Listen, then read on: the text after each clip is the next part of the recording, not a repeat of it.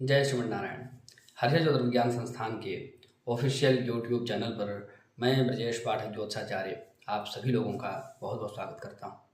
आज एक बहुत महत्वपूर्ण विषय को लेकर के मैं आप सभी लोगों के पास उपस्थित हुआ हूं और आज का मुख्य विषय है कि सायन और निर्यण इन दोनों का क्या विवाद है, क्या बात है, किसको सायन कहते हैं, किसको निर्यण कहते हैं और हम लोगों को इन दोनों में से कौन सी गणना अपनानी चाहिए, हमारा धर्मशास्त्र, हमारी परंपरा क्या कहती है, इस पर चर्चा करेंगे। तो चलिए शुरू करते हैं।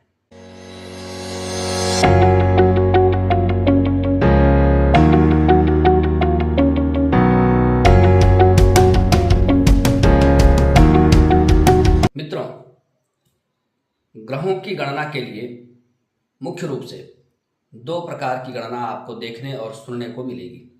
आप जब पंचांग लेने के लिए जाएंगे, हालांकि ज़्यादातर पंचांग आपको निर्यण पंचांग मिलते हैं, पर सायन पंचांग भी मिलेंगे और दो प्रकार की गणना मिलेगी। बहुत सारे संसार में, विशेष रूप से भारतवर्ष में ऐसी संस्थाएं हैं जो सायन गणना को प्रमोट करने के लिए एड़ी चोटी का जोर लगा रहे हैं। बहुत सारे ऐसे लोग हैं, अनेक तरह के कैलेंडर, अनेक तरह के पंचांग, अनेक तरह की चीज़ें सायन गणना से बना करके उसको हिंदुओं के ऊपर थोप रहे हैं कि आप इसको अपनाइए, यह सही है, यह वैज्ञानिक है। उसके पीछे अनेक प्रकार के तर्क, अनेक प्रकार के कुतर्क दिए जा रहे हैं, उनको प्रमोट किया जा रहा है।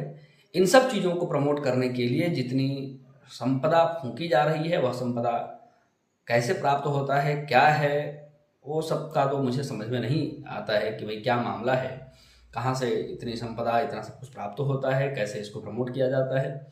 लेकिन ये विवाद क्या है और इन दोनों में से किसको अपनाना चाहिए, इस पर जरूर मैं आज आप लोगों को कुछ अपने चिंतन के आधार पर, अपने अध्ययन के आधार पर जो कुछ बता सकूंगा वो बताऊंगा। सबसे पहले ये समझते हैं कि भाई सायन गणना क्या है और निर्यण गणना क्या है। इसके लिए इन दोनों शब्दों को जानना पड़ेगा। तो सायन का जो भी अर्थ होता है, पहले निर्यण के अर्थ को जान लीजिए। निह प्लस अयन से निर्यण बना है, जिसमें अयन न हो वह निर्यण है। निह प्लस अयन, अयन रहित। जो अयन से रहित है, जिसमें अयन नहीं है, वह निर्यण है। अयन का अर्थ यहाँ पर अयनांश है। इसी प्रकार सायन का भी अर्थ हो जाएगा स प्लस अयन। जो अयन के साथ है, अयन के सहित है, वह अयनांश है। अयन के सहित जो ग्रह होते हैं उसको सायन ग्रह कहते हैं। अयन से रहित जो ग्रह होते हैं वो निर्यण ग्रह होते हैं। अभी तक कुछ समझ में नहीं आया ना? ऐसा ही होता है। थोड़ा और सरलता से समझते हैं। आप जब खुले आंखों से आकाश में ग्रहों को देख रहे होते हैं, ग्रहों का वेध कर रहे होते हैं, जैसा कि इस समय रोहिणी नक्षत्र में बृहस्पति आपको खमध्य से थोड़ा नीचे नजर आएगा। सूर्यास्त के बाद आप जब आकाश में देखेंगे तो ऐसे अनेक ग्रह हैं। आपको पूर्व दिशा की ओर मंगल मिथुन राशि में नजर आएगा। यह जो ग्रह स्थिति आप खुली आंखों से स्वयं आकाश में देख रहे हैं, यह ग्रहों की निर्यण स्थिति है। आप ग्रहों को आकाश में देख रहे हैं खुली आंखों से, तो आप ग्रहों की निर्यण स्थिति को देख रहे होते हैं। और जब आप किसी यंत्र के माध्यम से आकाश में ग्रहों को देख रहे होते हैं, तब आप उसकी सायन स्थिति देख रहे होते हैं। अब देखिए, ग्रहों की, थोड़ा इसको और सरल कर देता हूं। ग्रहों की गणना के लिए दो पद्धतियां हैं, सायन और निर्यण। थोड़ा और सरल कर देता हूं। जब हम ग्रहों को किसी नक्षत्र के सापेक्ष देखते हैं, कौन सा ग्रह किस नक्षत्र में है, किस नक्षत्र से किस नक्षत्र में चला गया है, मतलब नक्षत्रों के सापेक्ष जब हम ग्रहों का अध्ययन करते हैं, ग्रहों की स्थिति को देखते हैं, इस प्रणाली को, इस अध्ययन को कहा जाता है निर्यण प्रणाली। और जब किसी खास बिंदु के सापेक्ष ग्रहों की गति का, स्थिति का अध्ययन किया जाता है, तो इसको कहते हैं सायन प्रणाली। अभी क्रांति वृत्त और नाड़ी वृत्त, इन दो वृत्तों का जो संपात स्थल है, कटान बिंदु है, संधि स्थल है, इसको कहते हैं वसंत संपात। इसको कहते हैं इक्विनोक्स। आप इक्विनोक्स सर्च करके देख सकते हैं, वर्नल इक्विनोक्स, वसंत संपात। तो इस वसंत संपात से प्रारंभ करके जब ग्रहों की स्थिति देखी जाती है, मापी जाती है, तो यह मापन खुले आंखों से तो होगा नहीं। आकाश में आपको क्रांति वृत्त खुले आंखों से तो नजर आएंगे नहीं। आकाश में आपको नाड़ी वृत्त खुले आंखों से तो नजर आएंगे नहीं। इनकी जो मैपिंग हो सकती है वो यंत्रों के आधार पर हो सकती है, यंत्रों के सहारे से हो सकती है। तो यंत्रों के द्वारा जब ग्रहों को वेद किया जाता है, देखा जाता है, तो उनकी जो शायन स्थिति है वो प्राप्त होती है। खुली आंखों से जब आप देख रहे होते हैं ग्रहों को, आप नक्षत्रों के सापेक्ष से देख रहे होते हैं, तो वो ग्रह स्थिति निर्यण ग्रह स्थिति होती है। तो खुली आंखों से ग्रहों का वेद करना, ग्रहों को देखना निर्यण प्रणाली है। और यंत्रों के, बड़े बड़े यंत्रों के माध्यम से, जैसे जयपुर में भी जंतर मंतर है, यंत्रों के माध्यम से ग्रहों को देखना सायन प्रणाली है। अब खुले आंखों से देखना निर्यण प्रणाली है, ये तो ठीक है, नक्षत्रों के सापेक्ष गणना होती है। नक्षत्रों के लिए यह कहा जाता है न चलती न चरती न क्षरति इति नक्षत्रम। जो चलता नहीं है, जिसका क्षरण नहीं होता है, जिसमें गति नहीं है, वो नक्षत्र है। तो नक्षत्र हमेशा स्थिर रहते हैं, ये आप सभी लोगों ने सुना भी होगा। तो नक्षत्र शब्द की व्युत्पत्ति ही इस प्रकार से है। तो जो स्थिर हैं आकाश में, उनके सापेक्ष हम ग्रहों को देखते हैं। यह जो है निर्यण प्रणाली है और इसके आधार पर ही पंचांग बनाए जाते हैं। भारतवर्ष में इसका प्रचलन है। लेकिन आजकल सायन का बड़ा प्रचार किया जा रहा है और लोग कंफ्यूज हो जाते हैं, भैया माने किसको? कहा जाता है कि सायन प्रणाली एकदम वैज्ञानिक है, एक्यूरेट गणना है, इसको ही मानना है। वो निर्यण प्रणाली जो कोई प्रणाली हो, कोई प्रणाली ही नहीं है, वो तो बिना मतलब की बात है, उसको स्वीकारना ही नहीं। तो इन सभी चीज़ों के आलोक में मैं आपको कुछ ऐसा चिंतन देने वाला हूँ। आप स्वयं भी सर्च करिए, अनुसंधान करिए, ढूंढिए और तब मानिए। उसके लिए कुछ मार्ग आपको दिखाना होगा, वह मार्ग मैं आपको दिखा रहा हूँ, ताकि आप आश्वस्त होकर के स्वयं निर्णय कर सकें कि भाई किस गणना को अपनाना है। इसके लिए हमारे पास सबसे बड़ा आधार है कि भारतवर्ष में किस गणना को अपनाने की परंपरा रही है। भारतवर्ष में हमारे पुराणों में, वेदों में ग्रह स्थिति का जो वर्णन प्राप्त होता है, वह कैसा वर्णन प्राप्त होता है। आप वेदों से प्रारंभ करिए। तिष्यम बभूव, एक जगह पर ग्रहों का स्थिति का वर्णन करते हुए कहते हैं कि बृहस्पति पुष्य नक्षत्र के सामने। तो पुष्य नक्षत्र के सामने है, ये कौन सी गणना हुई? नक्षत्रों के सापेक्ष जो गणना की जाती है, नक्षत्रों के आधार पर जब ग्रहों को देखते हैं, वह निर्यण गणना है। इसके बाद वाल्मीकि रामायण में कई जगहों पर ग्रहों की स्थिति का वर्णन मिलता है नक्षत्रों के आधार पर। महाभारत की ग्रह गणना तो प्रसिद्ध है। महाभारत में तो कई जगहों पर ग्रहों की स्थिति नक्षत्रों के आधार पर बताई गई है कि फलाने ग्रह फलाने नक्षत्र में, फलाने ग्रह फलाने नक्षत्र में, फलाने ग्रह फलाने नक्षत्र। तो कहीं भी आप ढूंढेंगे, कहीं भी आप सर्च करेंगे, कहीं भी आप देखेंगे, ग्रहों की जो आकाशीय स्थिति है वह केवल नक्षत्रों के आधार पर ही बताई गई है, जो यह सिद्ध करता है कि भारतवर्ष में निर्यण प्रणाली ही स्वीकृत है, स्वीकार्य है, प्रचलित है और पारंपरिक है। तो अपने परंपराओं को मानने के लिए, अपने धर्मशास्त्र धर्म कृत्यों को करने के लिए हमको अन्य किसी गणना को स्वीकार करने की आवश्यकता नहीं है। हमारा जो पारंपरिक जो गणना है, जिसके आधार पर हमारे ऋषि मुनियों ने शास्त्रों का प्रणयन किया है, लेखन किया है, मंत्रों का दर्शन किया है, ईश्वर का साक्षात्कार जिस विधा को अपना करके मुहूर्त शोधन इत्यादि के द्वारा प्राप्त किया है, हमको उन्हीं को अपनाना है। और यह इस बात का सबसे बड़ा प्रमाण है, क्योंकि नक्षत्रों का क्षरण नहीं होता है। नक्षत्रों के आधार पर देखी गई जो ग्रह स्थिति है वो एक्यूरेट होती है, उसमें देखने वाले के आधार पर कोई परिवर्तन नहीं होता है। आंखों से जो ग्रह स्थिति हमको दिखाई पड़ती है जिस नक्षत्र के सामने, वह वैसी दिखाई पड़ेगी जैसी आज दिख रही है, वैसे भी पहले ही दिखती थी जब अयनांश, जो लोग कहते हैं कि शून्य अयनांश था या उसके पहले, जो भी बातें हों। लेकिन नक्षत्रों के आधार पर जो ग्रह स्थिति है, उसके आधार पर जैसी स्थिति आज है वैसी स्थिति हमेशा से रहेगी, चाहे आज की बात हो चाहे कभी की भी बात हो। ग्रहण इत्यादि की गणना में थोड़ी परेशानी आती है, थोड़ा भेद आता है, थोड़ा प्रपंच होता है, उसके लिए शोध अनुसंधान ये सब की आवश्यकता पड़ती है, तो वह एक अलग विषय है। लेकिन अपने धर्म कृत्यों को करने के लिए, अपने इस विषय के मर्म को समझने के लिए, जो हम सायन पंचांग अपनाए अथवा निर्यण पंचांग अपनाए, इसका निर्णय करने के लिए यह प्रमाण बहुत अकाट्य है कि अपने भारतवर्ष में कौन सी परंपरा रही है। जो परंपरा रही है, जिस परंपरा को हमारे ऋषि मुनियों ने अपनाया है, वही हम भी अपनाएंगे। इस बात को पहले मन में दृढ़ किया जाए, इसके बाद देखा जाए। तो आप शुरू से वेदों से प्रारंभ करिए देखना, ऋग्वेद से आरंभ करिए देखना। सबसे प्राचीन वेद ऋग्वेद है, सबसे पुराना वेद ऋग्वेद है। जो आधुनिक क्या ही कहा जाए इसको, जो गणना प्रणाली है वो ऑथेंटिक नहीं है। फिर भी थोड़ी देर के लिए हम लोग गणितज्ञ लोग हैं, एक्स का मान कुछ मान लिया, मान लीजिए फलाने का मान एक्स है, मान लीजिए कि वह गणना थोड़ी देर के लिए मान लीजिए कि सही है, उसके आधार पर ही देख लीजिए कि ऋग्वेद जो है सबसे प्राचीन वेद है, बाकी सब बाद में आए, इसको भी आप थोड़ी देर के लिए सही मान लीजिए। तो ऋग्वेद में भी आपको जो ग्रहों की स्थिति देखने को मिलेगी वह ग्रह स्थिति जो आप प्राप्त करेंगे, देखेंगे, वह नक्षत्रों के आधार पर ही बताई गई होगी और नक्षत्रों के सापेक्ष ही बताई गई। महाभारत में देख लीजिए, वाल्मीकि रामायण में देख लीजिए, पुराणों में देख लीजिए, सभी जगहों पर नक्षत्रों के सापेक्ष स्थिति बताई गई है। और नक्षत्रों के सापेक्ष जो स्थिति बताई जाती है वह निर्यण ग्रह स्थिति होती है। यह बात मैं ही बोल रहा हूँ, अन्य किसी ने नहीं बोला है, ऐसा भी कुछ नहीं है। हमारे पूर्ववर्ती आचार्यों ने यह बात बोला है। जो देखना चाहते हैं, जानना चाहते हैं, ढूंढना चाहते हैं, उनके लिए मैं इस बात को पुष्ट करने के लिए प्रोफेसर सच्चिदानंद मिश्र गुरु जी का नाम यहाँ पर कोट कर रहा हूँ। अयनांश विमर्श उनकी पुस्तक है, उसमें जाकर के आप इस बात को देख सकते हैं। वहाँ बिल्कुल क्लियरली यह बात मेंशन किया गया है कि नक्षत्रों के आधार पर जो हम ग्रह स्थिति देखते हैं वह निर्यण है और किसी निश्चित बिंदु के आधार पर यदि हम गणना करते हैं वह सायन है। तो इस बात को आप वहाँ पर पढ़ सकते हैं, देख सकते हैं, जान सकते हैं और विचार कर सकते हैं।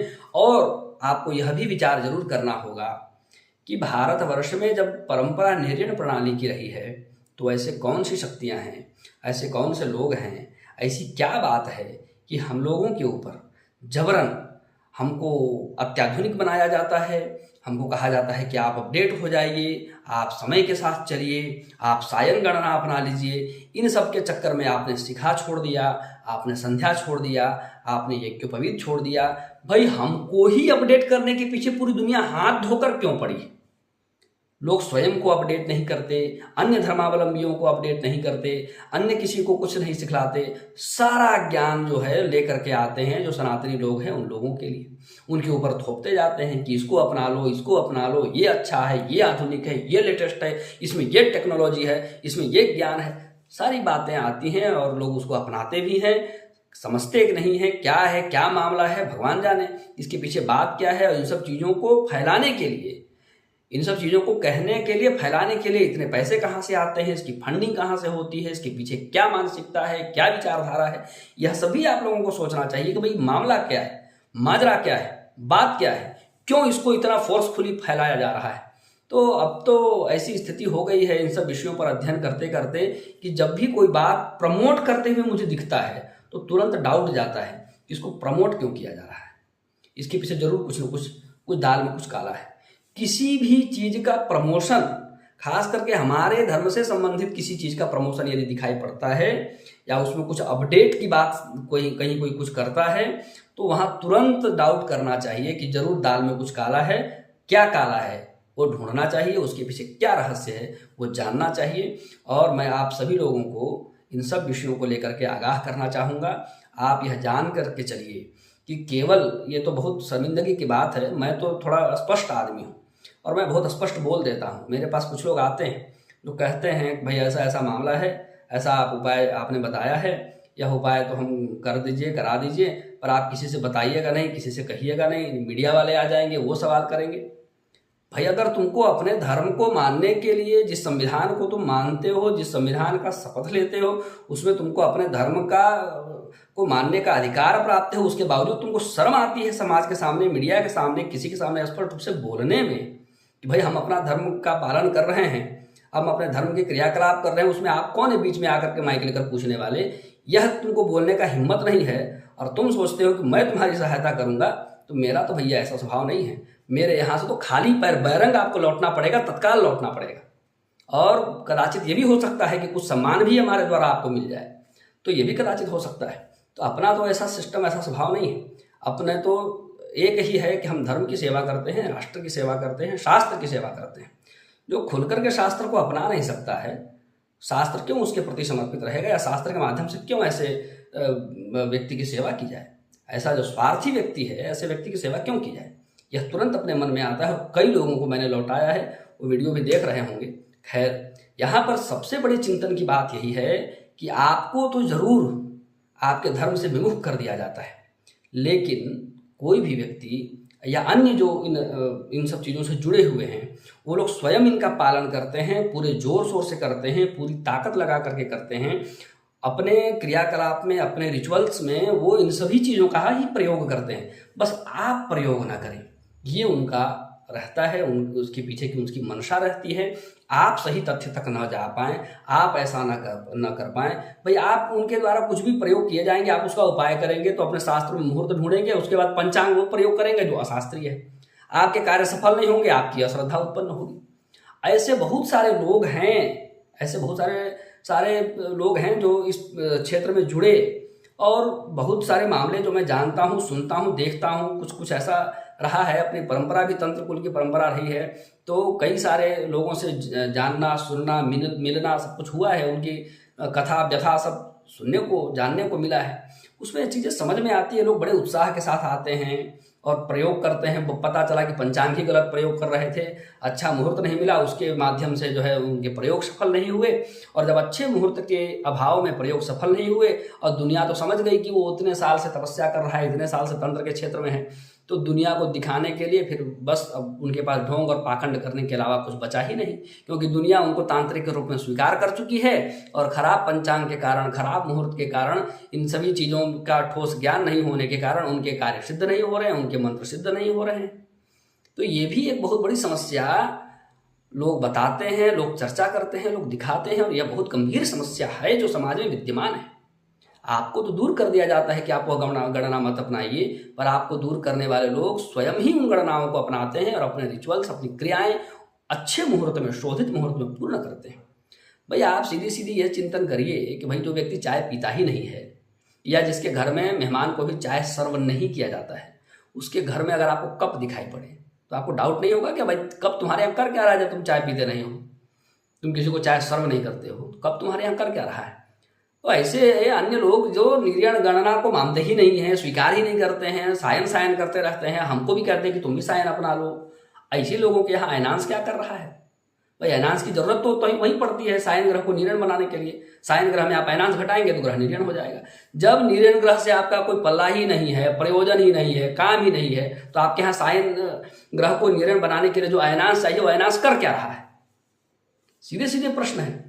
तो ऐसे अनेक चीज़ें हैं जिन पर आपको चिंतन करने की आवश्यकता है, आपको सजग होने की आवश्यकता है, और आपको यह बात स्वीकार करने की आवश्यकता है कि संसार में, इस युग में, जिसे हम वैज्ञानिक युग कहते हैं, जिसे हम बहुत उत्कृष्ट सभ्यता, उत्कृष्ट युग कहते हैं, जिसे हम बहुत उन्नत सभ्यता मानते हैं, ऐसे युग में जहाँ टेक्नोलॉजी बहुत है, जहाँ विकास बहुत है, ऐसा हम मानते हैं, ऐसे युग में जहाँ हम मानते हैं कि सबसे अच्छी शासन प्रणाली लोकतंत्र प्रणाली है, ऐसे युग में जहाँ हम कहने को तो बड़ी बड़ी बातें कहते हैं, पर ऐसे युग में सब कुछ रहते हुए इतने सारे फ्रॉड हो रहे हैं खुलेआम, इतना सारा छूट मिला हुआ है।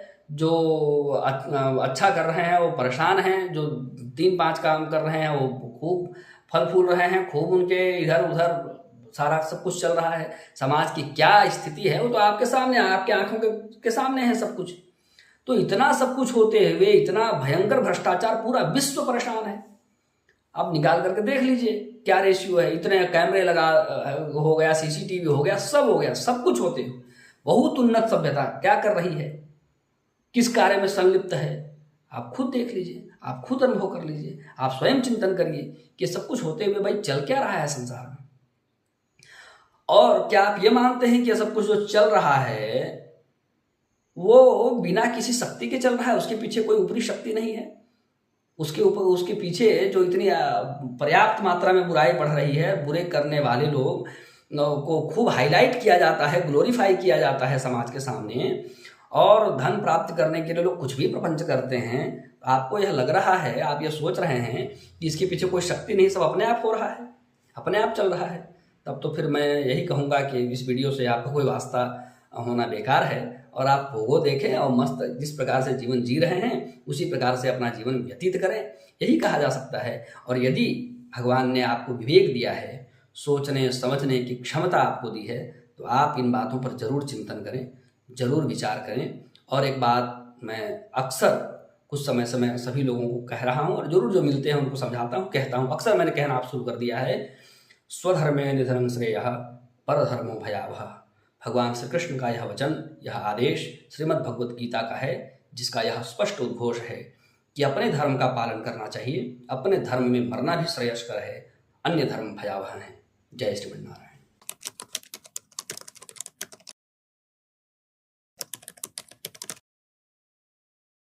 श्रीमते रामचंद्राय नमः।